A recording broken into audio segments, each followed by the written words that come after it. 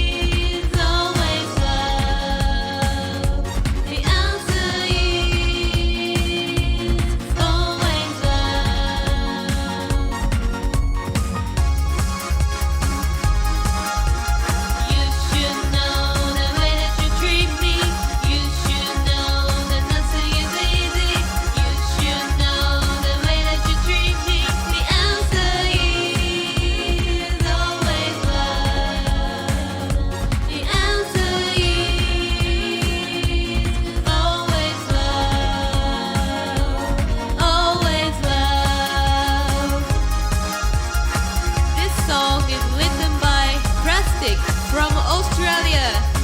Good evening, Australia.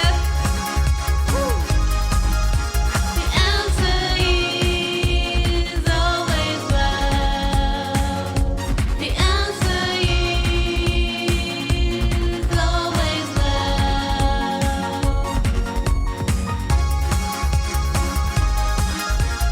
You should know the way that you treat me. You should know that nothing is easy. You should know the way that you treat me. The answer is always love. The answer is always love. Always love.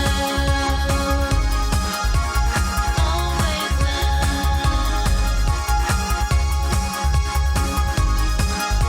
The answer is always love. Thank you, Plastic. Such a beautiful song.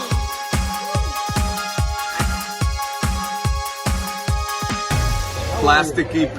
I'm here with Felix Cavalier from the Rascals.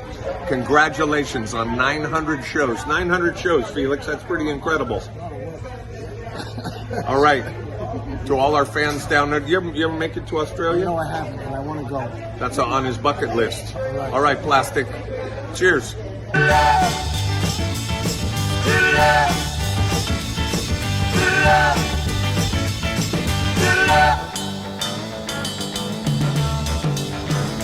I was feeling so bad. I asked my family doctor just what I had. I said, Doctor, Mr. MD, now can you tell me what's ailing me? Doctor,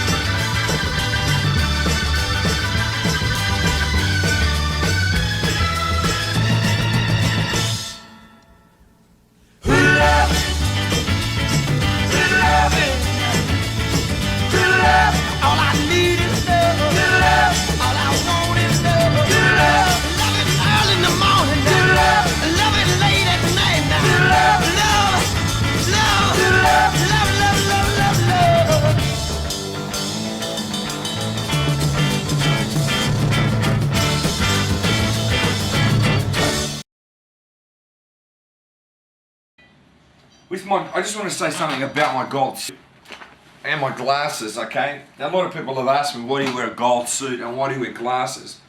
Well, quite frankly, it's actually me. Other people have interpreted like, do you wear the glasses because you got the Roy Orbison look, or do you wear the gold jacket because it's like you're trying to give it the Elvis look, or is it you?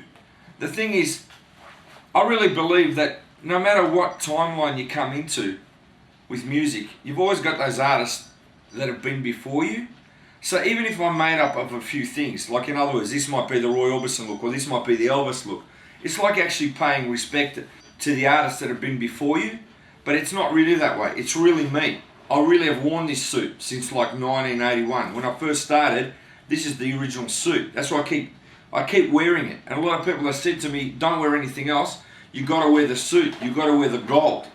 So, I mean, it's getting a little bit tatty, but I try and look after it as best I can. But I mean, one day it will come to the point where I won't be wearing it because it's just going to fall apart. It's the same with the glasses. I'll just update my look, but a similar look.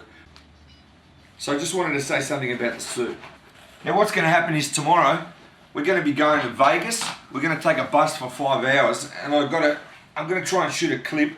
I'm not coming back on the bus, and also Vicky and I want to do one All-American Country and Western Superstar.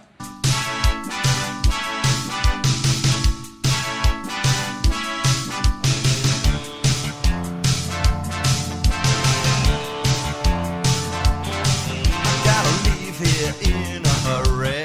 Sick of spending all my money. It's time to get up and move around. I'll turn to another town. And I'm not coming back. No, I'm not coming back. I'll go where the bus will take us, either San Francisco or Vegas. It's time to get up and move around instead of letting things get me down.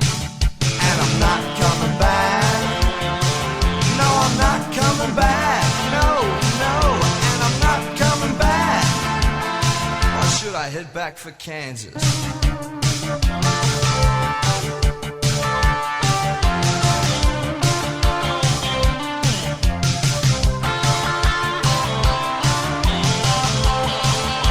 The road never seems to end when you're down on your dollar again. I know I'd be lost without my friends, just one town after another. And I'm not coming back. No, no. And I'm not coming back. No, I'm not coming back. Not coming back to Kansas. No, I'm not coming back. No, no. No, I'm not coming back. No, no. No, no. And I'm not coming back. Not coming back. No, I'm not coming back. No, no. And I'm not coming back. No, no. No, no. Not coming back. Not coming back.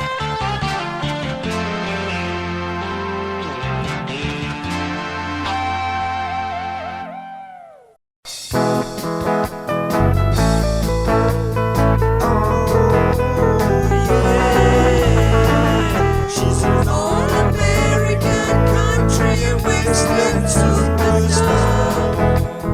All-American country and western superstar. When she plays, you just listen to the beautiful words and sounds. She can play that guitar so well. She just gets everyone's attention, yeah. She's an all-American country and western superstar.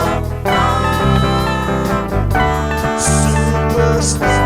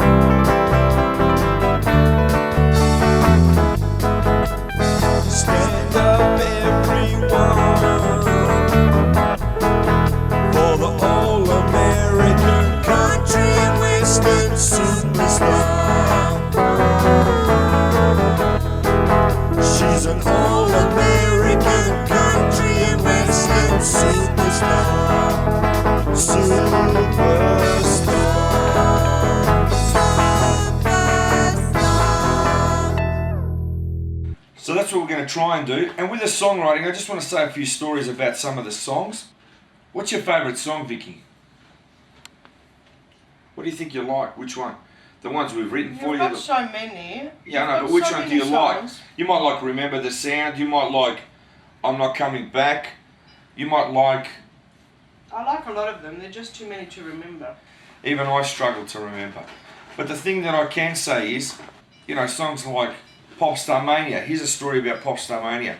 We were down at Anglesey. Wally was on holiday with us at the beach house, and I had this line in my head. It was with me for a while. I started, it's Popstar Mania. Do you live in Tasmania, right? So I had that line, so I knew that was the song, but I mean, I couldn't use the Tasmania bit. And basically, we were so bored down there. Wally and I already got the song, started singing it. I said, look, let's just run back to Melbourne and get the song recorded while it's in our head. So that's what we did. We drove all the way from Anglesey to Melbourne, recorded the song, and then went back to Anglesey on holiday the following day. And I don't regret that. It's Popstar Mania. It's Popstar Mania. Do you wanna say to ya? It's old Popstar Mania.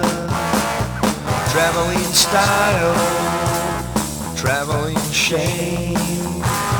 Is it the music or a business game? It's Popstar Mania. It's Popstar Mania. Buy what they say to you. It's old Popstar Mania. Hysterical fans listen to unsigned bands. Beautiful girls mixed up in this popstar world of Popstar Mania. It's Popstar Mania.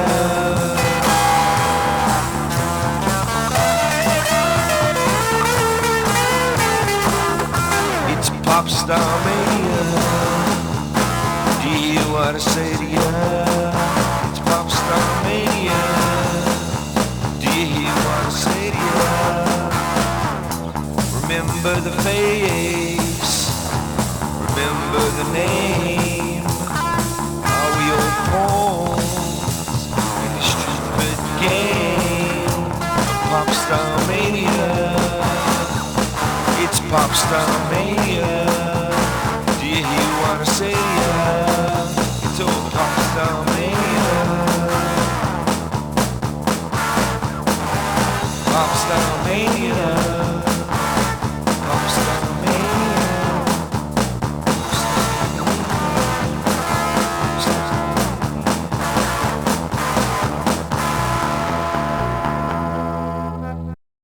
Other songs that have come into my head, well, I just like writing songs where it just happens. That's really the way I like writing songs. Well, LA's fantastic. It's totally different to Melbourne. It's the first time we've come to the USA. We love the Hollywood Boulevard. We've loved going down to Santa Monica, the Rodeo Drive, and doing the major sites, which is Universal Studio, Disneyland, the Beverly Hills Star Homes tour. And what was your favourite day Fantastic. so far? Favourite day was when we had a private tour with in a limousine, and we went to the major sites of Hollywood.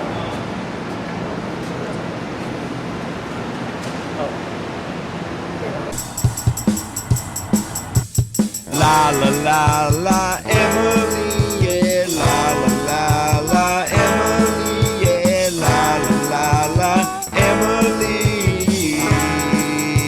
Wow, she's a groovy girl, that Emily. She's a pretty girl, that Emily. She's a fantastic girl, that Emily, yeah.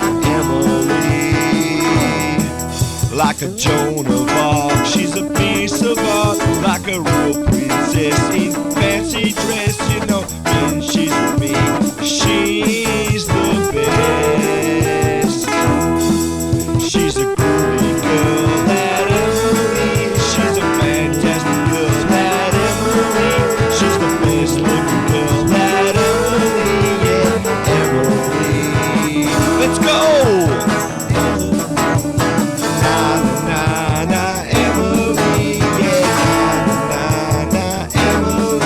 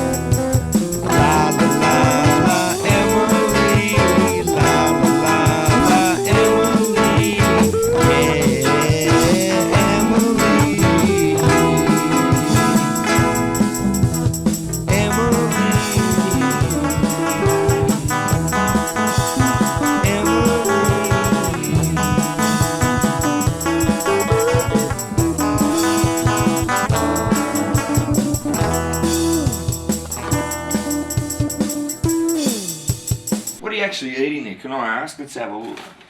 What is it? New York. New York style original bagel crisp sea salt. Let's taste it. That's my breakfast. Is it? Do you miss Australian food? I do. We've got everything down here. Everything here is quick, fast, fast, fast. I really like to go to the Wilshire Hotel today for lunch. I think that would be good. All right.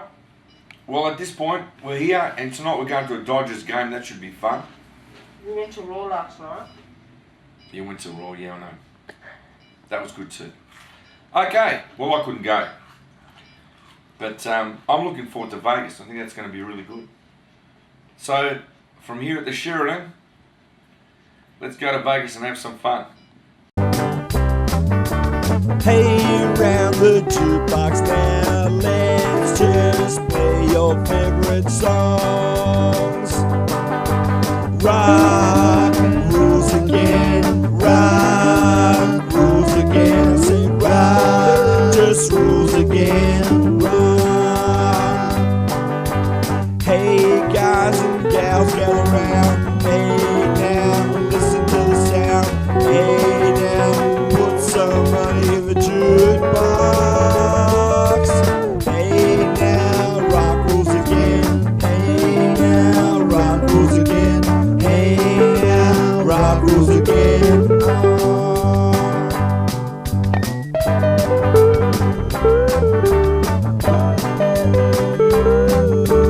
Play your favorite sounds. Play your favorite sounds. Rock just rules again. Rock just rules again. Rock just rules again. Hey, guys and gals. Hey, gather round now. Hey, rock rules again.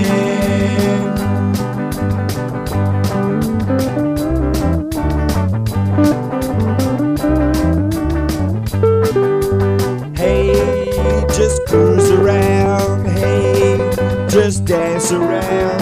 Now, rock. Hey, rock. Hey, rock rules again. Hey, rock rules again. Hi everyone, Plastic EP here from Melbourne, Australia. Let me tell you, I have the beautiful Jenny Boyd, 1960s model, sister of Patty. How are you today, Jenny? I am very well this morning. Thank you, Plastic. Now, I just want to tell you, I want to talk about your brand new, fabulous book, Jennifer Juniper, which I know you've got a copy there to show me.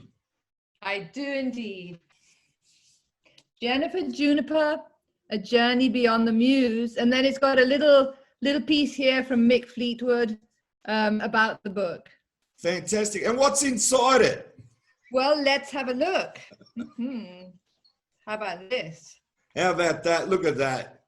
It's a plastic EP from Jenny Boyd. I love Australia. You know what? Thank you so much for that. My pleasure. Now, I've got to ask you about the book.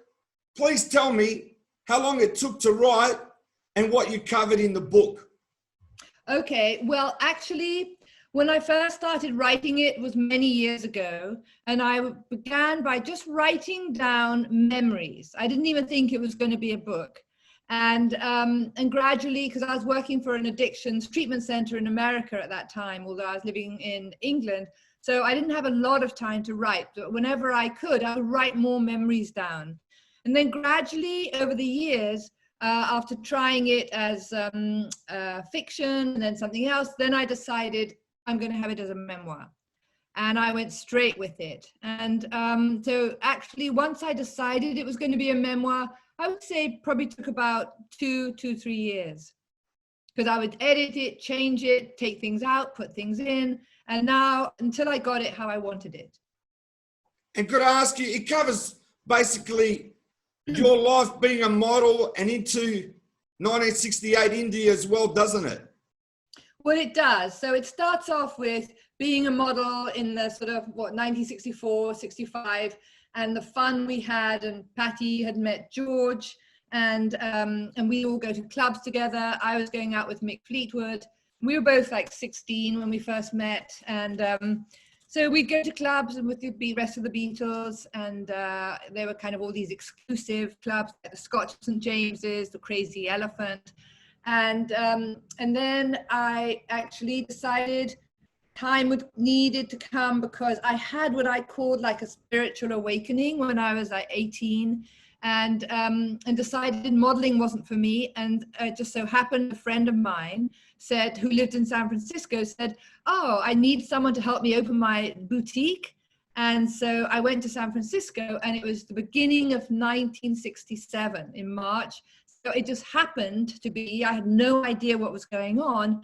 And there were all these people who'd experienced the same sort of thing as I had. So it was all very timely. So I was there for 6 months, and, you know, I was on this search, like a lot of people were at that time. And the funny thing is, and I explain, or I talk about it in the book, I kept writing to Patty and George saying, this is so amazing here, you have to come. They've really, you know, they're so creative, and there's a whole spiritual thing, and kept asking them to come and come to San Francisco with me, be there. They didn't come till August. By that time, everybody had been told to turn on, tune in, and drop out, like right across America. And so instead of all the original, beautiful, flower power hippies, there were these like mass of people, college kid dropouts, begging on the street. So then when Patty and George came, and Magic Alex, not so magic, but anyway, and a couple of other people, we walked along Haight-Ashbury, and of course we all had to take a little bit of acid because they thought that's what you had to do. And it was terrible. It was really awful. So I described that whole walk down Haight-Ashbury and what happened. Anyway, so then when I came back, I flew back with them. We all flew back together. And it wasn't long after that, we went to go and hear Maharishi speaking in London. And he said he would like us all to come to Bangor in Wales and learn how to meditate and be initiated. So that was when we went there. And I don't think Maharishi knew that much about the Beatles before he asked them to come. Then when we all got on the train at Euston Station, he could see just like crowds and crowds of kids screaming, we're trying to get on the train. Cynthia gets left behind because the crowd kind of sweeps her around. And we get to Bangor, and so I talk about that. And so then I worked in the Apple boutique for about 3 months before we actually went to India. And then our trip to India, which was just amazing, incredible. And of course, that's where I met Paul Saltzman. And then after that, that was what I call the innocence of the 60s. And then I get into the decadence of the 70s. And that's when Mick Fleetwood and I kind of got back together, and Fleetwood Mac had formed. And I talk about, you know, us all moving to Los Angeles and the craziness of Fleetwood Mac suddenly taking off. And really, it's a journey, you know, it's a journey to finding myself. And I start the book by saying, you know, when George did say, would you like to come to India?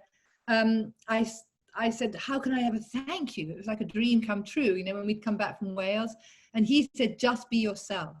And I think that's been my mantra throughout the book, throughout the journey, is learning to be, just be yourself. Just be who you are. That's the best advice you can give to anyone. Now, I've got to say, with the movies, Austin Powers and all these fantastic 60s movies, you lived it. Yourself and your sister were top English models, like at the top of the tree. How fantastic was that in photo sessions? I can only imagine how great that would have been. It was fun, but you know what I love to do, Plastic? The most favorite thing was when I'd asked to show clothes or, you know, like do the catwalk. I didn't like doing the catwalk. It was much too sort of stiff for me. And by then they were starting to play like really great music. And so I just danced. I just danced along each platform. So I became known as the model that danced instead of did the catwalk. And it would be either on railway stations in Rome or in Belgium or wherever. And so that was my thing, because to me, that gave me joy. But what a free-flowing spirit you are. And I've got to say, how is it that Donovan writes Jennifer Juniper, which is the title not only of your book, but he writes the song for you in 1968, comes out as a single. It's on the album Hurdy Gurdy Man, and you are in pop culture embedded forever just in that song. How groovy is that? That's incredible. And whenever I hear that song, you know, you do. And then I've heard of, you know, women who I've met them, you know, who called their daughter Juniper. But when I hear that song, it reminds me of course, first of all, it's like, this is my song, and it feels like some treasure that you take with you into your life. But also it reminds me of that time where it was such innocence, you know, it was an incredibly innocent time. So it's a very precious song to me. Jennifer, Juniper, sitting very still. Is she sleeping? I don't think so. Is she breathing? Yes, very low. What you doing, Jennifer, my love? Jennifer, Juniper, rides a dapple mare. Jennifer, Juniper, lilacs in her hair. Is she dreaming? Yes, I think so. Is she pretty? Yes, ever so. What you doing, Jennifer, my love? I'm thinking of what it would be like if she loved me. You know, just lately, this happy song, it came along, and I had to somehow try and tell you. Jennifer, Juniper, hair of golden flags. Jennifer, Juniper, longs for what she likes. Do you like her? Yes, I do, sir. Would you love her? Yes, I would, sir. What you doing, Jennifer, my love? Jennifer, Juniper, Jennifer, Juniper, Jennifer, Juniper. And also, how's the comparison? George Harrison writes a song, Something, for Patty. I mean, Yeah. how amazing is your family? How beautiful you ladies are. No, I mean it, because I have to talk about pop culture and the significance of what it is. Because in 20 or 30 years' time, people will be watching this interview and listening to what you've got to say. It's just you ladies are like, I can't tell you what sort of beautiful spirits you were in the 60s and free flowing, and you get magazines. I've seen magazines, photos of you girls. Even there's one of all the Beatle women and you're in it. A whole photo, you know the one I'm talking about. That's Yeah. what, how can I say? That's like something out of this world. Yeah. And of course, at the time, you don't think of it because, you know, you're 17, 18, 19, you're just living your life, and that's what's happening in your life. So you don't think one day in 50 years' time, we'll be talking about this. You just don't think like that when you're young, do you? At all? Just to be able to talk to you is like a dream. I feel like you're taking me back to the 60s, because I'm saying, I know how old I was in 67. I was 8, 9 years old, right? And you ladies were modeling. So I'm like a baby, you know what I mean? So that's why it's really great. Funny thing is that I never planned to be a model. It just so happened. I was kind of, you know, I was still at school, and I was asked if I'd go for this interview. These two fashion designers who were looking for a house model. So it wasn't about being a photographic model, but somehow, call it fate, call it one just had a certain look, whatever it is, I kind of fell into it. And it's funny because you talk about Patty and I, it's like our lives were very parallel in many ways, unintentionally. But can you imagine being a photographer and they're photographing Patty, and she happens to mention, I've got a sister. And then you come along and it's like double vision. This is like something that's unique. That's how I picture it. Am I right or not? off, but I think I mean the one we did a lot of modeling together, and in actual fact, when I was working for Foal and Tuffin, the designers, it was me that said, I've got a sister, you know. So it's like, then we went to New York together, and we were the Foal and Tuffin models, and then they had some Mary Quant models. So there were 4 of us. And being in New York in 1965, I think it was, and all the Motown, you know, we hadn't heard that music in England, because that wasn't, it was only, I remember when Patty showed me that when the Beatles came back from America, they'd come back with these like acetates of, or 45s, and they'd have like a big hole in the middle. Right here, we just had like the little hole. And it would be hearing Motown for the first time was incredible. It just makes you want to dance. It was all very new. What was it like when Patty's on a hard day's night and George really fell in love with her, and Patty was telling you for the first time about George? Can you remember that? Yeah, she said, do you want to come, do you want to meet him? And so I was like, yeah, of course, you know, it's like my sister's new boyfriend. And so she was sharing a flat with a girlfriend of hers, and I went over there and I met him, and my first impression was, wow, he's so small. Because, you know, when someone's famous, they become larger than life. I don't know what I expected. And slender. And when I shook his hand, it's like I felt I wanted to hug him, like, hello, because you feel, because you've seen their picture all over the place, that you know them. But he was so lovely and so nice to be with, and so easy to be with. And so it was great. And then he'd come around to our house for like Sunday lunch. And our younger sister, Paula, so I was probably about 16. Our younger sister was, what, 10, 9, about 12 years old. So she was the one like, ooh, it was so exciting. And there was a photograph of her, I remember, in the paper, surrounded by all her friends, her little sort of 12-year-old friend, going, she's the most favorite girl in the class because she's her sister is going out with a boyfriend. So it was more that age that was really kind of, oh, I want to cut the lock off his hair, you know. So, so I think for me, I was more kind of having crushes on sixth form boys, you know, that was more important to me. But it was nice meeting George. He was just felt like you'd meet your sister's new boyfriend. And it was only when he'd talk about the tour they'd just come off and how scary it was because nobody had an idea or a clue that there was going to be the Beatlemania that there was, that you realize, wow, he's one of the Beatles. But most of the time, it wasn't like that. Talking about Beatlemania, you were there because what was it like when you met the other 3 Beatles? That's what I want to know.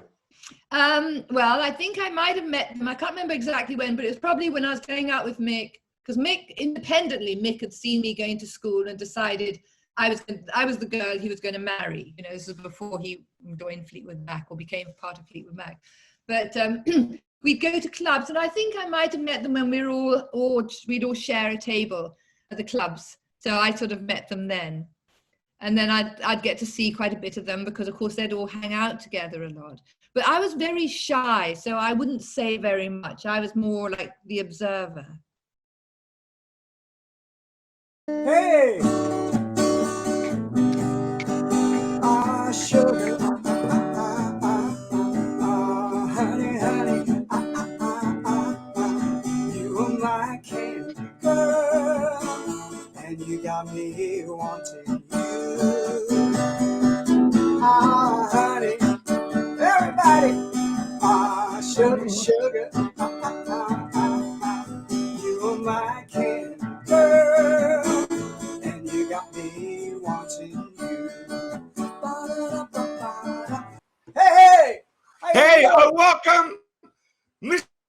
Ron Dainty back from Los Angeles. What a hoot. We love you, man. Australia loved you. The world loved you. The Archies, Sugar Sugar, who's your baby? What more do I say? Thank you. Good to be here with you. What time is it there? Let me tell you, it's 1:04 p.m. and call me Plastic. All my friends call me Plastic. Okay, Plastic. You know, Ron, going back to the 60s, You Are the Man, Sugar Sugar, the biggest song in the world from 1969. As I said, look at this. True Collector. Can't beat that. Look at that. Look at Nice. this. All right. That's it. There's one more here somewhere. But Ron, how have you been? That's the main thing. Everyone wants to know how you're going. Well, I've been really good. I'm a little quiet right now because all the touring has been canceled for this year. It looked like we were going to go on a big 60-city tour starting last week. Unfortunately, COVID got in the way of it, and we have to cancel most of those dates. I was going to be the lead of the Turtles this year on the Happy Together tour. So I'd get to sing my Archie hits and the Turtle hits. But it looks like it's going to be next summer, unfortunately. But I'm fine. You know, I'm rested. I'm ready to go. You Are the Man musically. I love that video where there's 3 pictures of you or 4 pictures of you, and you're playing every instrument for Sugar Sugar. Yeah. That is a classic. That is it. And Tracy, let's go back. Tracy is one of the greatest songs recorded. I remember singing that in the 60s. I loved it that much. Yeah, it was the #1 record of the year. Unbelievable.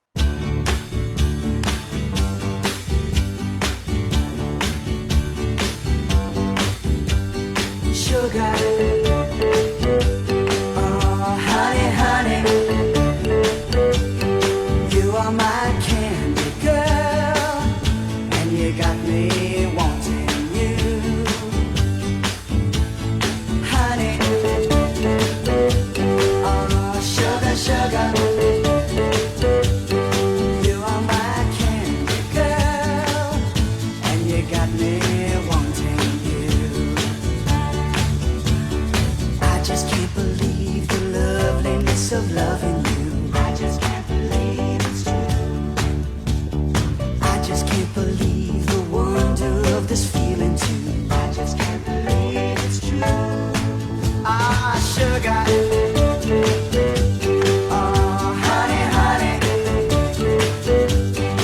You are my candy girl, and you got me wanting you. Oh, honey, oh, sugar, sugar, you are my candy girl, and you got me wanting you.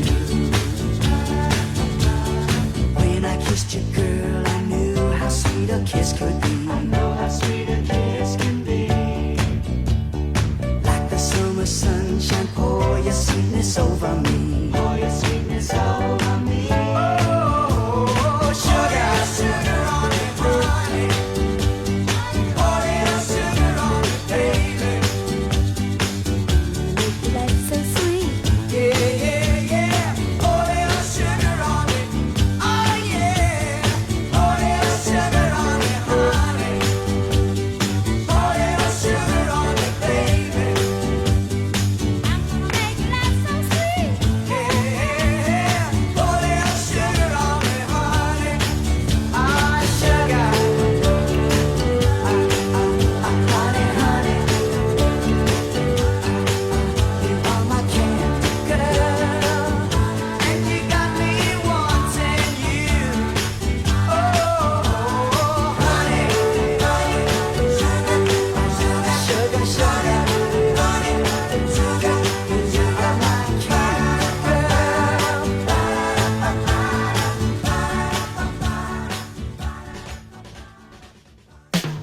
Ba ba ba ba ba ba, ba ba ba ba, ba ba ba ba ba ba ba.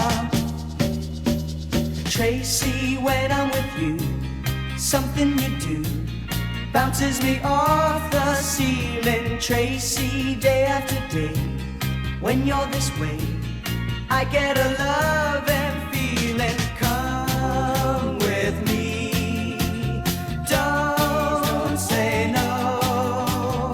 Hold me close, Tracy, never let go. Tracy, you're gonna be happy with me. I'll build a world around you, filled with love everywhere. And when you're there, you'll be so glad I found you. Come with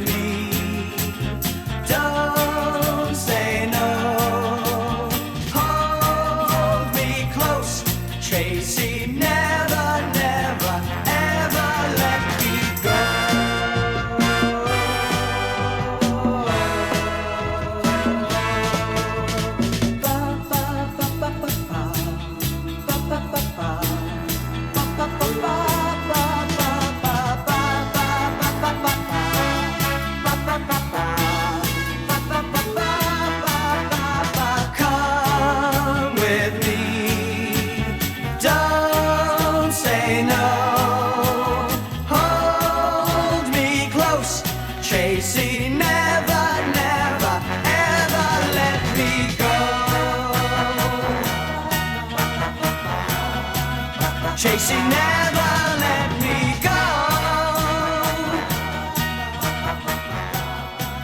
Chasing never let me go. Unbelievable. You know what? And even producing Barry Manilow, you are not only singer-songwriter extraordinaire, Archie lead singer extraordinaire, record producer extraordinaire, and you actually play live extraordinaire. I've seen all your concerts. I've seen you come out. You're one of the big names. I've got to tell you, I'm a big Monkees fan, but as much as I love the Monkees, I love the Archies. I want you to know that. The Archies were for me, one of the greatest bands. I remember being in elementary school. We call it state school here. And 1969 comes along. That song comes out.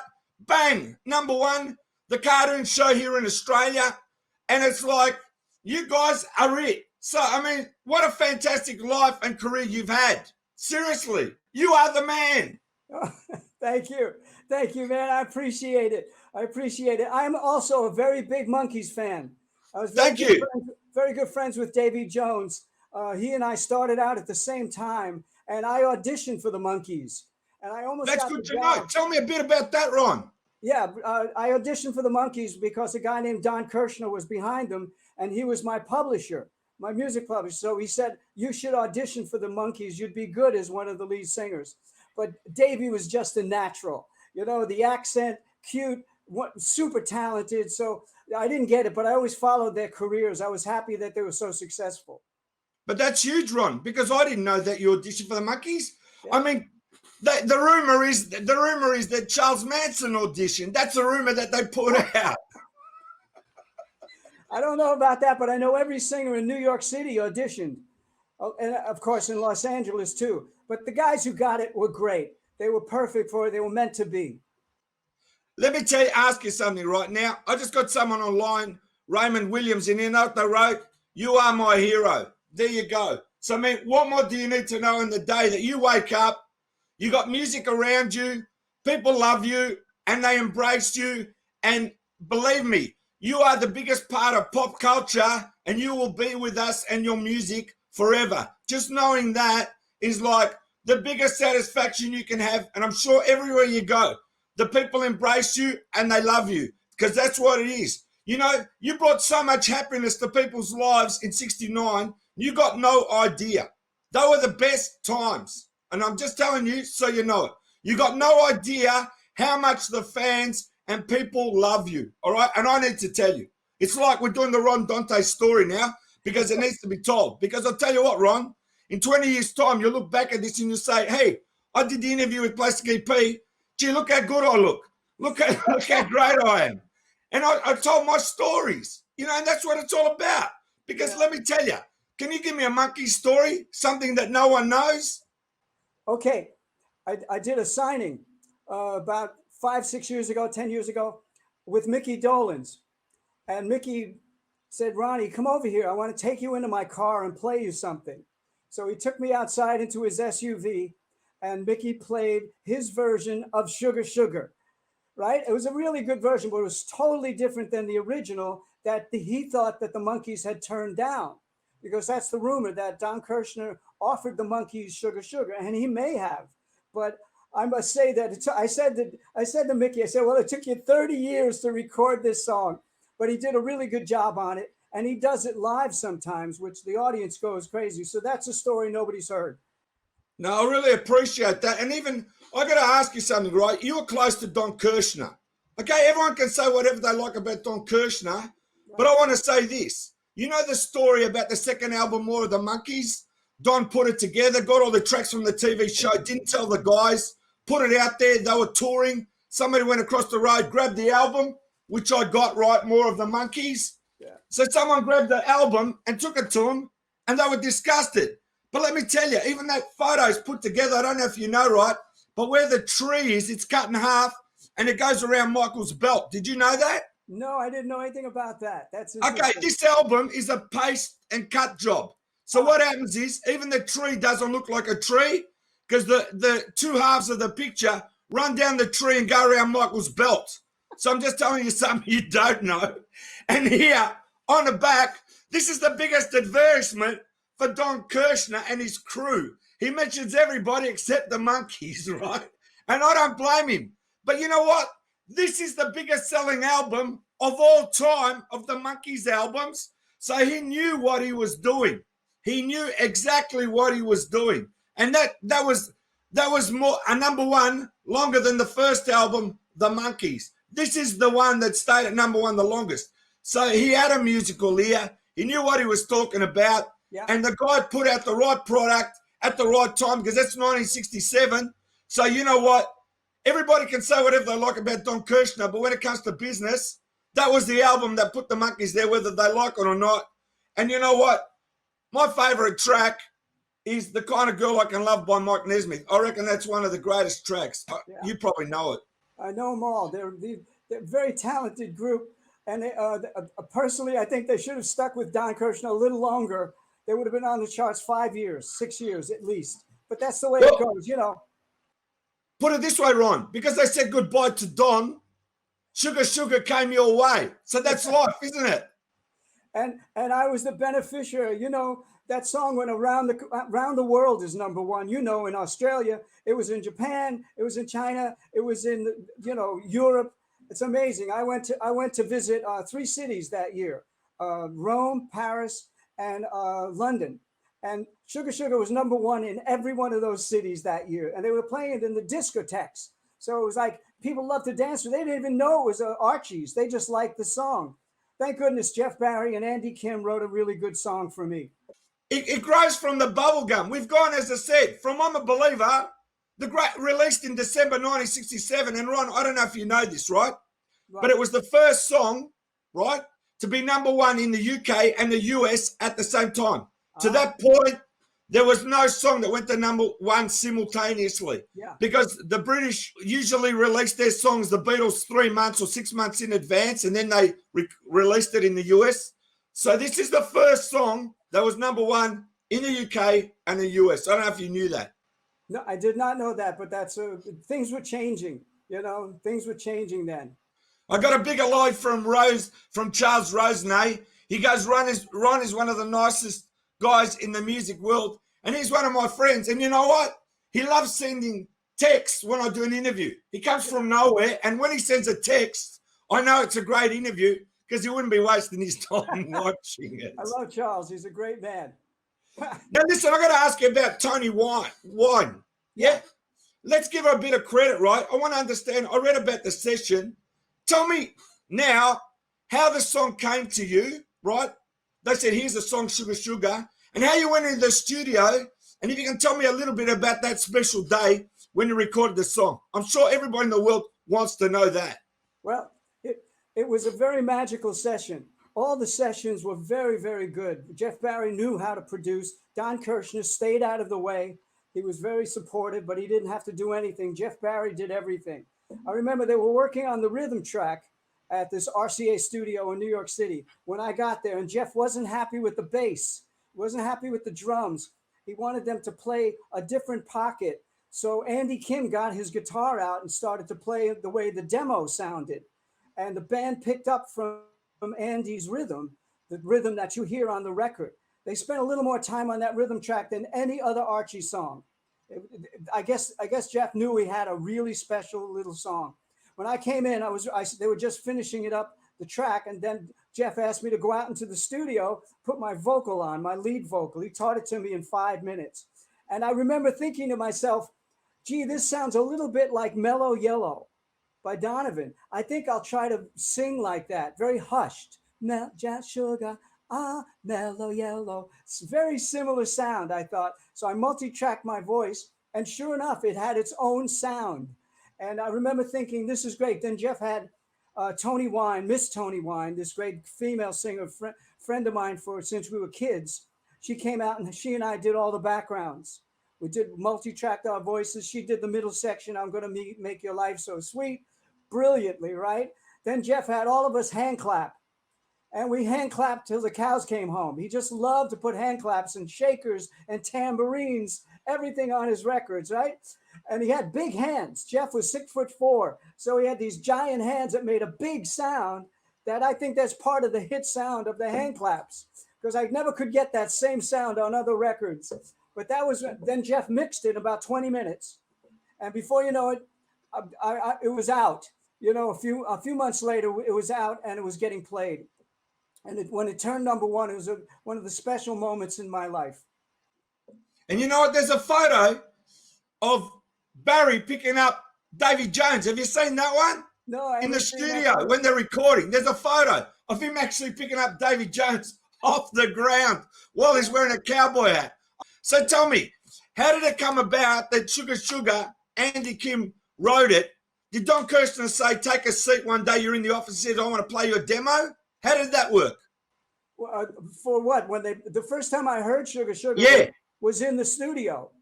Okay. I walked into the studio for our session. We were going to cut like 4 or 5 songs that night. And that was the first song that they were producing. So that was my first exposure to Sugar Sugar. But I remember that Jeff Barry called Andy Kim after the first couple of Archie singles and said, we need a new single. We need a new song for the Archies. You're back in town. They were working together. Andy had some hits, Andy Kim. So Andy on the phone said, how about something like Sugar, bop, bop, bop, bop, bop, bop. How about something like that? And sure enough, Jeff and Andy wrote it in 10 minutes, and it's a legendary song today. You know, I'm surprised that he might have sang it to you over the phone, which is great, but they didn't give you a demo and say, listen to it, this is what you're going to sing, and you just walk in and you do it. That's even more amazing because you know why? You get that spontaneity that songs miss. I would rather record a song and get 80% of the song and 20 of it can be rubbish. I don't care because the first time you do it, if you do it right, it's there. And then what happens is when you polish it up too much, you kill it. No, that's why a lot of demos are released as the masters. You know, my Heart Will Go On, from the Titanic, right? Celine Dion, that's the demo. They re-recorded it. They could never capture the magic of that vocal. So they put out the demo, became a #1 song. That's where, you know, it's like, you know, the spontaneity is what makes it real. We're all part of 60s pop. Come on, baby, now don't you stop. 'Cause we're all part of 60s pop. Yeah, it's retro. Come on, retro. We're all part of 60s pop. We're all part of 60s pop. We're all part of 60s pop. Yeah, 60s pop. 60s pop. Music was cool, it's all coming back like a train that never leaves the track. Get on board and enjoy the ride. Come on, little baby, come on inside, yeah. Peace and love, groovy things like that. Don't forget the colors and the jeans to match, yeah. 60s pop. Yeah, 60s pop. We're all part of 60s pop. We're all part of 60s pop. We're all part of 60s pop. Don't you stop to dance to 60s pop. Yeah, 60s pop.